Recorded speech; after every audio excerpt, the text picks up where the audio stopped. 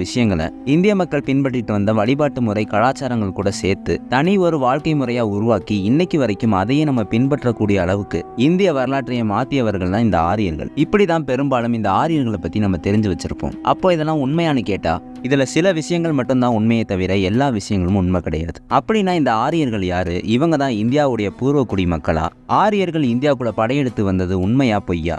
யூதர்களும் ஆரியர்களும் ஒரே இனத்தை சேர்ந்தவங்களா? இப்படி எல்லா விஷயங்களையும் தெரிஞ்சுக்க வீடியோவை கடைசி வரைக்கும் பாருங்க. வாங்க வீடியோக்குள்ள போகலாம்.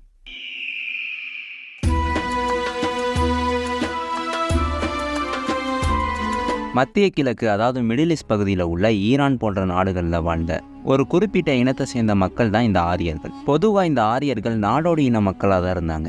இந்தியாவுக்கு துளியும் தொடர்பில்லாத இந்த மக்கள் நாடோடிகளாக பல நாடுகளுக்கு போய் குடியேறின மாதிரியே ஸ்டெபி புல்வெளிகள் வழியாக இந்தியாவுடைய சிந்து சமவெளிக்குள்ளேயும் வராங்க. இப்படி வந்த மக்கள் இந்திய நிலப்பரப்பில் உள்ள வளங்கள்லாம் பார்த்து